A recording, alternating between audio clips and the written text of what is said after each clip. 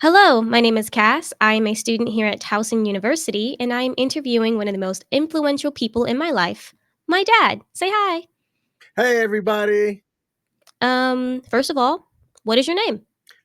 My name is King Smith. And yes, it is actually King Smith. Kingsmith. Wonderful. Where would you say that you're from? I would claim Alabama because that's where my parents settled at. I'm the son of a U.S. Army veteran. And when he got out of the military, that's where he ended up staying. And that's where he met my mother. Great. Okay. How's your day so far? My day's going well. Today's my off day. And when you asked if I would be a part of your podcast, I said absolutely, because you know that I support anything that you do. So I was looking forward to this. Awesome. So, the topic of today's interview is about having a full time job while hosting podcasts and streams. Okay. First of all, what do you do for a living? So I work for the Department of Veterans Affairs. My title is an IT specialist, but I function more of in the role of policy and planning. So what I do specifically is, in short, I work as a liaison between my internal department and external stakeholders like congressmen, senators, and other product or project leaders to report or update the status of our various IT projects. Amazing. And you do podcasts and streams or shows that you've hosted, starred, or guested in. Can you name a few?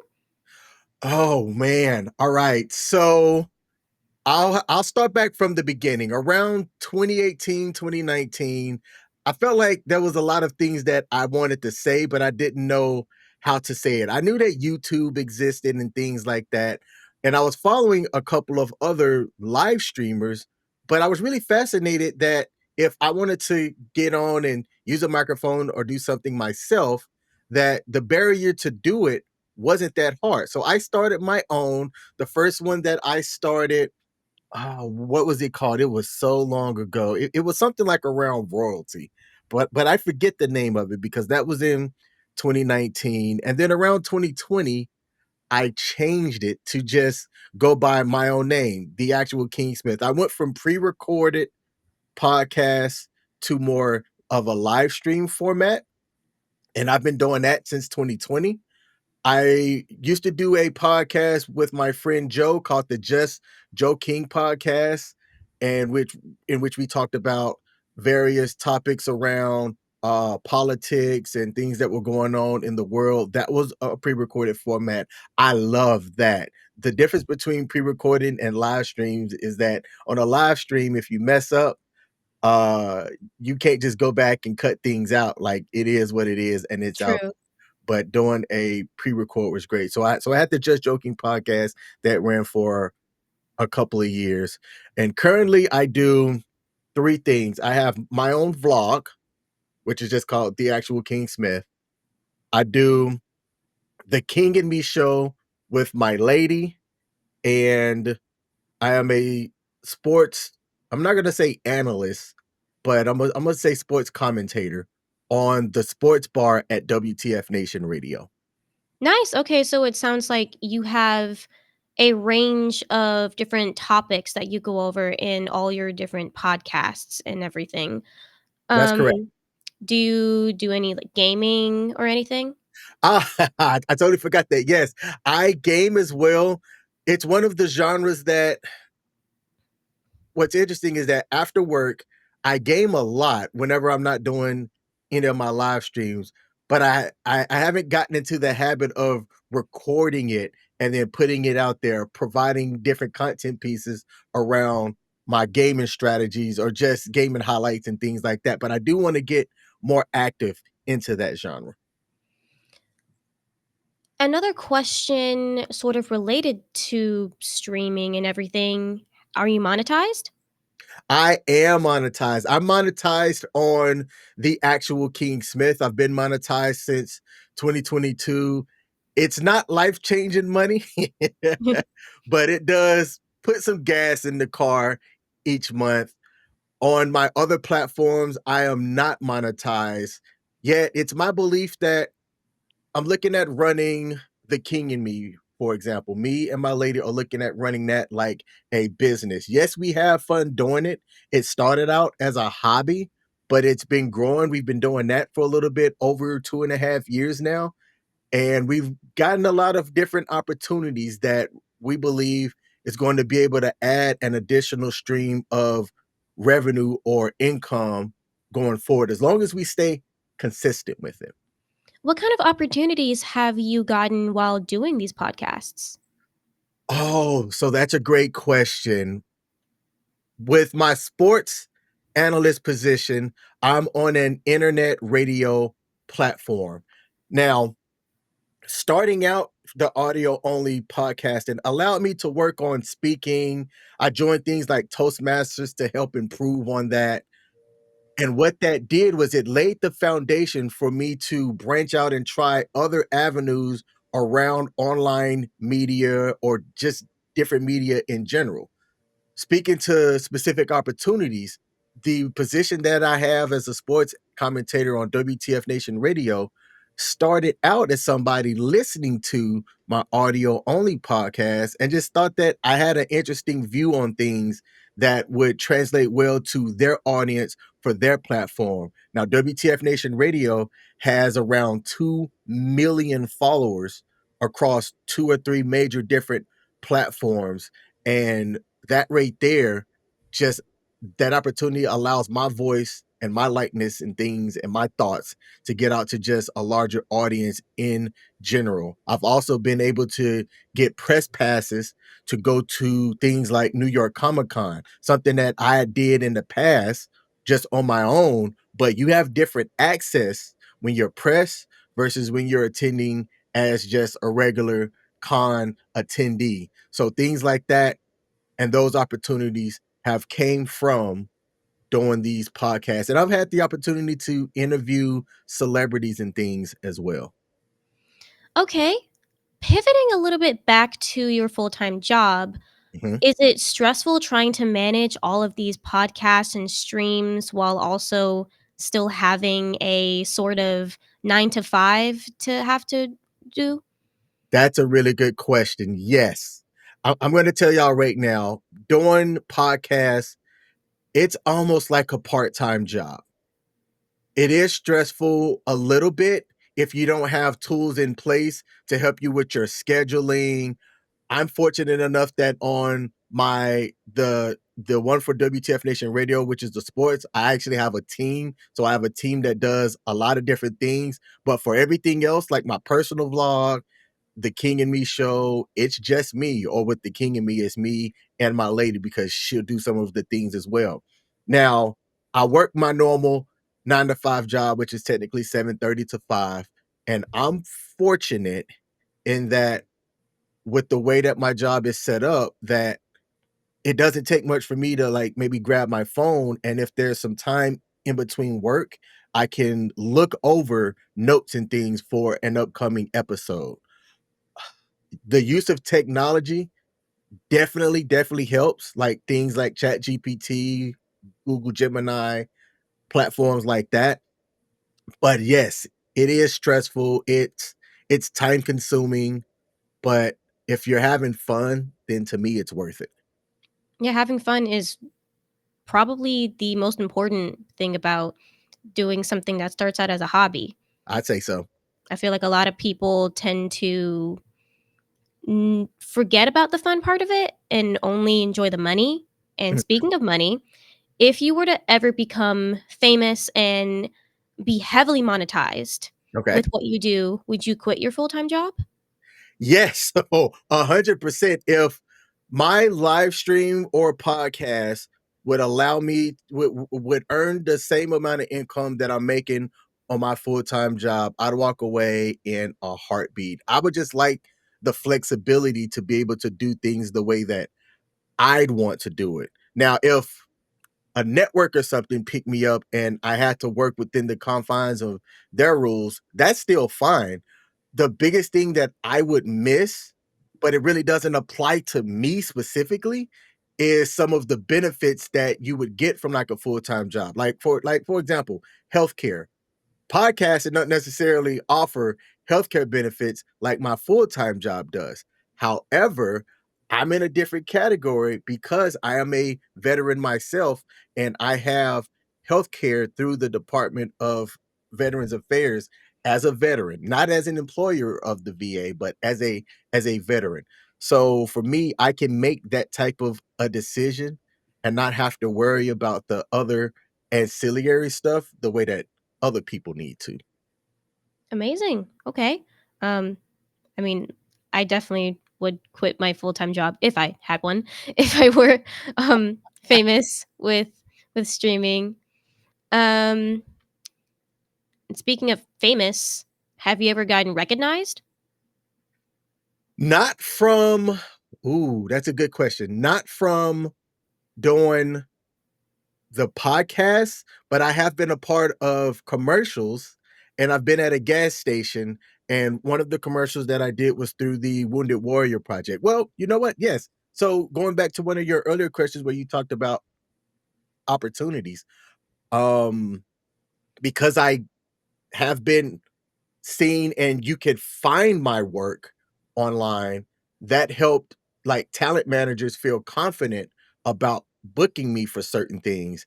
And I was a part of a commercial for somebody else and I got recognized at a gas station and somebody wanted to thank me for my service as a veteran and pay for my gas. I thought that that was really cool. Like I thanked that person. I gave them a hug, and it just came from me being recognized on a commercial that had aired through a partnership with the Wounded Warrior Project. Okay, pause. I didn't know about this. Yeah. You've never told me this before. I didn't know that you were in a commercial, nor that like you had that nice experience of someone thanking you for your service and paying for your gas. Like when did this happen? This was in 2024, so last year. You never told me about this. I'll send it to you. I will send you the commercial so that you can see it. And yeah, like I know you can't follow all of the things that I do because I stream about, let's see, over a week. Well, I'll just say over a day. I stream about an hour to an hour and a half a day if you average it over 7 days. And I do different stuff. And I know people that know me can't watch everything that I do, but I've talked about that story multiple times. Yeah, true. I definitely should actually watch your podcasts. Okay. And to anyone listening, support my father and his podcast, please. Um, let's see. Are you satisfied with what you've created so far? I am. There are things that I can improve on. For example, I'm not as consistent on my personal vlog as I need to be, I think, in order to really take that to the next level. The one that I do for The King and Me, we've been live every Monday except for one Monday over the last 2.5 years. And in that one Monday, it was a professional obligation that I can't remember if it was me or if it was Miss Early that caused us to have to do a pre-record for that Monday. Or maybe we were traveling. I forget what the circumstance was, but we've been consistent with that. And that one right there, I think it's just a matter of time before that one really takes off. We've done a partnership with WTF Nation Radio for that show as well. And we just got a partnership that's going to be over an app through Creation Station. I can announce this. We signed the paperwork and stuff for the agreement this past week, and we're going to be on that platform. And they're going to pay us royalties just for hosting our show on their channel. I think that when it comes to how satisfied I am, I'm gonna be a little bit more satisfied once I have to get into a rhythm and be self-motivated on my personal vlog to be able to stay consistent. I didn't go live today. I'm gonna go live later, but I tried to commit to going live every morning this morning from 6:45 to 7:30, which is right before I start my job. So just and just speaking to your question earlier, the time that goes into that. I have to go to bed by a certain time so that I get the adequate rest. And then I have to wake up because I'm going to be on camera, wash my face, brush my teeth, comb my beard, make sure that my shirt's good. And then, if I'm smart about it, I would have scheduled everything the night before. But if I didn't do that, then I got to schedule it, then go live, then talk about what it is that I'm gonna, talk about, which I'm telling you, ChatGPT and Google Gemini, they're my associate producer because they organize everything for me and I'm able to follow that format. And then I click done, and then I have to go to my 9 to 5, which for now, I am a remote employee. That also makes things for me easier. But if and when that changes, I'm gonna have to work out my schedule so that I can continue to stay on top of things without the quality, slipping because I now have to commit more time to going to another location to do my job instead of where I'm at now, which is working from home. How long have you been working from home? I've been working from home full time since before the COVID-19 pandemic, since 20 I wanna say midway through 2018. And it's been Okay. real convenient to be able to work from home, and the job that I have allows me to do that being that I work around IT. I know that other jobs, don't have that kind of flexibility, so I am thankful for it. Are your hours flexible? No, I work consistent, uh, work hours, 7:30 to 5 on most days, and then I do a short work day, 7:30 to 4, and then I have every other Friday off. Have you ever thought about doing voice acting with your podcasts? Ooh. Yes.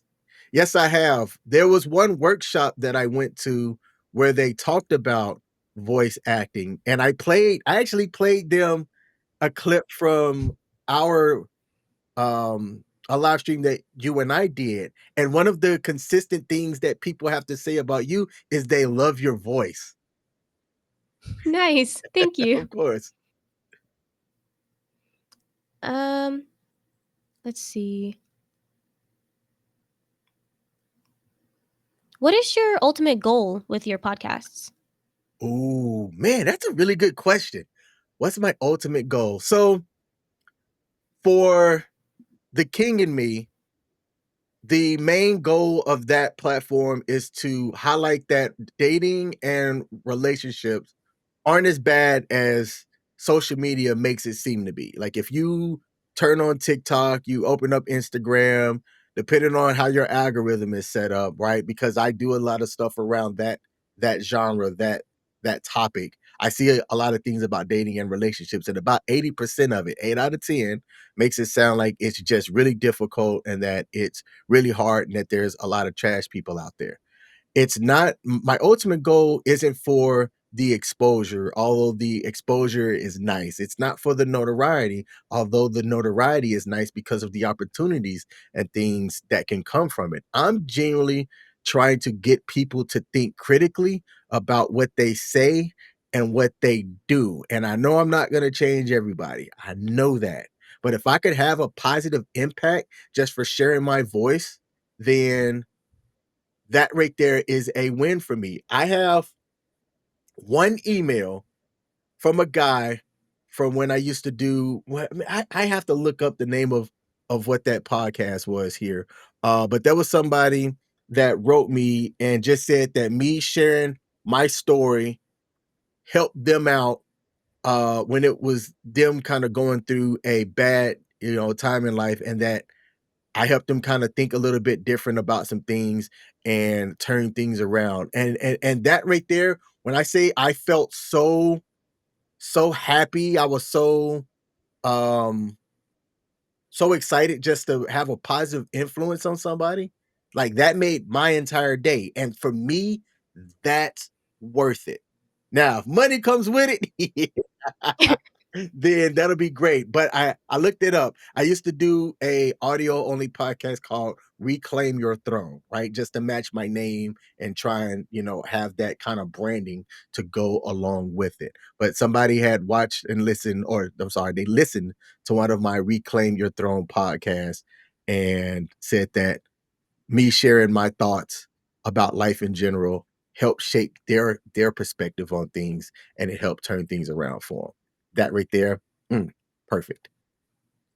I think it's really important that with a microphone that you know that you have a voice and an Mhm, impact because anyone can have a podcast these days. Like you see anyone popping up with a podcast and it's about random things like cooking or relationships or just anything that's news. But a lot of people tend to forget that you have a voice, especially if you have a growing platform. And I like that you acknowledge that you have an impact on anyone who's listening. mhm, A- And one last sure. question. If you were to have a celebrity on one of your podcasts, who would it That's be? easy. President Barack Obama. I love his story. I think that he's a fascinating person. Dead or alive, it would be President Barack Obama for certain. Wonderful. Well, this was a great interview about you having a full time job and a part time job, essentially.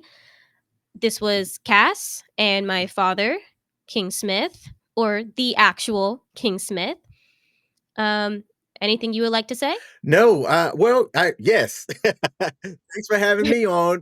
I am on all of the platforms, primarily as the actual King Smith. If you look that up in Google, you'll find me on Instagram, LinkedIn, YouTube, Facebook.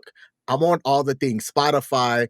If you want to follow me and Michelle Early for The King and Me, then you can look up The King and Me Show on Twitter, again, Instagram, YouTube, all of them, and find us there as well. We also have the audio only podcast that's on Spotify, Apple, Google, you name it, we're there. Thanks for having me. Thank you. See Bye. ya.